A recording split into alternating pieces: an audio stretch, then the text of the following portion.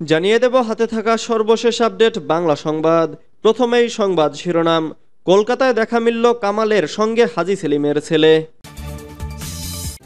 এরপর জানিয়ে দিব দিল্লিসহ ৫ মিশনের দূতকে অনতিবিলম্বে ঢাকায় ফেরানো হচ্ছে। এদিকে ৬ সংস্কার কমিশনের প্রতিবেদনের পর নির্বাচনের রোডম্যাপ। আরও জানিয়ে দেব বৃহস্পতিবার পর্যন্ত নার্সদের কর্মবিরতি স্থগিত।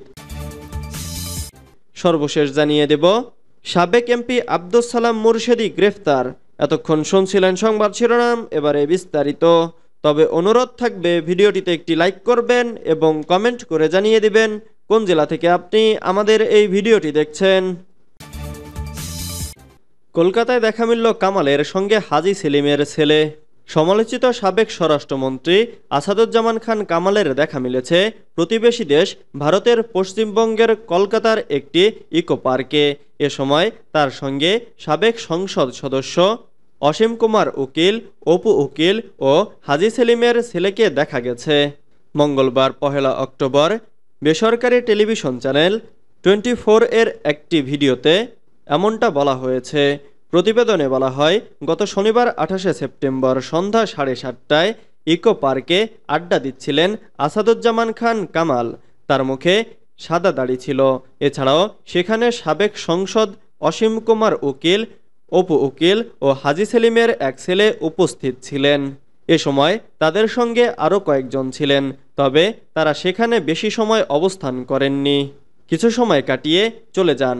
এদিকে আসাদুজ্জামান খান কামালকে ধরতে দেশে ৪ দফা অভিযান চালালেও ব্যর্থ হয় আইনশৃঙ্খলা রক্ষাকারী বাহিনী। কিন্তু তাকে ধরতে না পারলেও এরই মধ্যে তার ছেলেকে গ্রেফতার করেছে পুলিশ। উল্লেখ্য, গত ৫ আগস্ট ছাত্র জনতার আন্দোলনের ফলে দেশ ছেড়ে ভারতে চলে যান শেখ হাসিনা।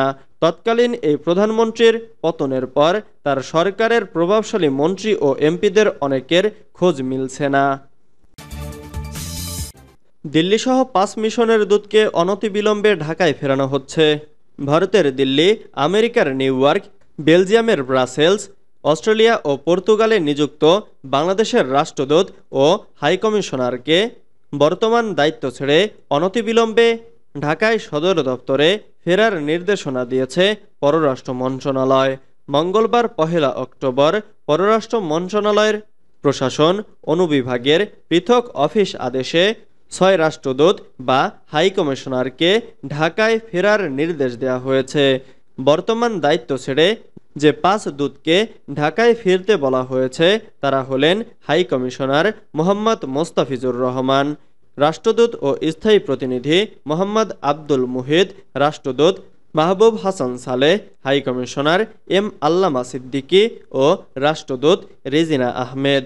মঙ্গলবার ১ অক্টোবর পররাষ্ট্র মন্ত্রণালয়ের মহাপরিচালক মোহাম্মদ নাজমুল হকের সই করা পৃথক অফিস আদেশে বলা হয়েছে, আপনাকে সদর দপ্তর পররাষ্ট্র মন্ত্রণালয় ঢাকায় বদলির সিদ্ধান্ত গৃহীত হয়েছে।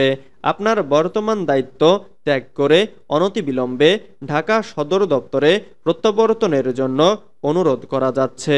এর আগে ২৯ সেপ্টেম্বর এক অফিস আদেশে যুক্তরাজ্যে বাংলাদেশের হাইকমিশনার সাইদা মুনা তাসনিমকে অবিলম্বে ঢাকায় ফিরতে নির্দেশ দেওয়া হয়।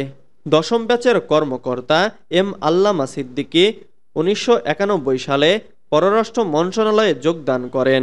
সিদ্দিকী আগামী ১ ডিসেম্বরে অবসর উত্তর ছুটিতে যাওয়ার কথা রয়েছে। তিনি অস্ট্রেলিয়ায় হাইকমিশনারের দায়িত্ব পালনের আগে ডেনমার্কে বাংলাদেশের রাষ্ট্রদূত ছিলেন। আল্লামা সিদ্দিকী তুরস্কে বাংলাদেশের রাষ্ট্রদূত ছিলেন। এছাড়া তিনি লন্ডন, ইসলামাবাদ, কলকাতা, টোকিওর বাংলাদেশ মিশনে বিভিন্ন পদে দায়িত্ব পালন করেন। ৬ সংস্কার কমিশনের প্রতিবেদনের পর নির্বাচনের রোডম্যাপ। সংসদ নির্বাচনের রোডম্যাপ ৬ সংস্কার কমিশনের রিপোর্টের পরে দেওয়া যাবে বলে জানিয়েছেন পররাষ্ট্র বিষয়ক উপদেষ্টা মোহাম্মদ তৌহিদ হোসেন। মঙ্গলবার ১ অক্টোবর পররাষ্ট্র মন্ত্রণালয়ে প্রধান উপদেষ্টার জাতিসংঘ সাধারণ অধিবেশনে অংশগ্রহণ ও সমসাময়িক ইস্যুতে এক সংবাদ সম্মেলনে একথা বলেন পররাষ্ট্র উপদেষ্টা তৌহিদ হোসেন। বলেন, ৬টি সংস্কার কমিশন গঠন করা হয়েছে এবং তাদের ৩ মাস সময় দেওয়া হয়েছে। এর অর্থ হচ্ছে তারা ডিসেম্বরের শেষ অথবা জানুয়ারির শুরুতে তাদের সুপারিশগুলো দেবে। আরও কিছু স্টেক হোল্ডারের সঙ্গে আলোচনার প্রয়োজন আছে, তখনই কিন্তু রোডম্যাপ ঠিক করা যাবে। তার আগে রোডম্যাপ ঠিক করা যাবে না। জাতিসংঘ সাধারণ অধিবেশনে বিভিন্ন রাষ্ট্র ও সরকার প্রধানের সঙ্গে বৈঠক করেছেন প্রধান উপদেষ্টা।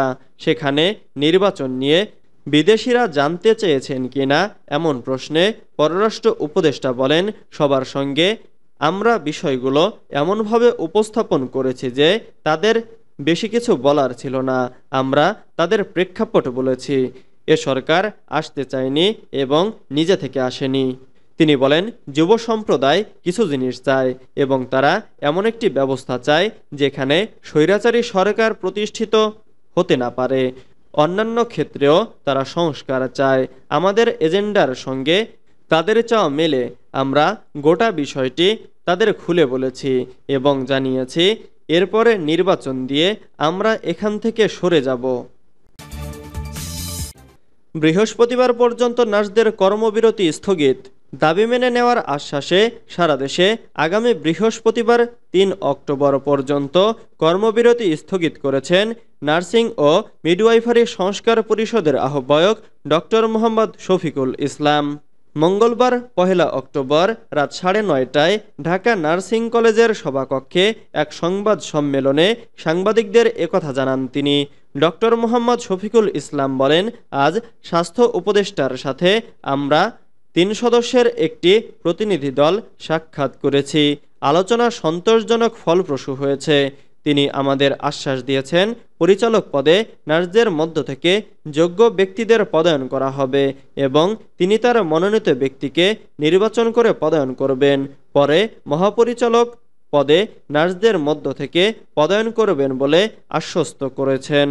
তিনি জানান, স্বাস্থ্য উপদেষ্টা এও বলেছেন, পরবর্তীতে যাতে আপনাদের মধ্য থেকে মহাপরিচালক পদে যেতে পারেন, নিয়োগবিধি ও অর্গানোগ্রাম একটি কমিটি তৈরি করা হয়েছে। সেখানে আপনাদের কমিটিতে রাখা হবে। পরবর্তী সময়ে ডিজিএনএম থেকে একটি নিয়োগবিধি তৈরি হলে প্রধান উপদেষ্টাকে দিয়ে সেটি পাশ করানো হবে। সাবেক এমপি আব্দুস সালাম মুরশেদি গ্রেফতার। খুলনা ৪ আসনের সাবেক সংসদ সদস্য আব্দুস সালাম মুরশেদিকে রাজধানীর বসুন্ধরা আবাসিক এলাকা থেকে গ্রেফতার করেছে র্যাব।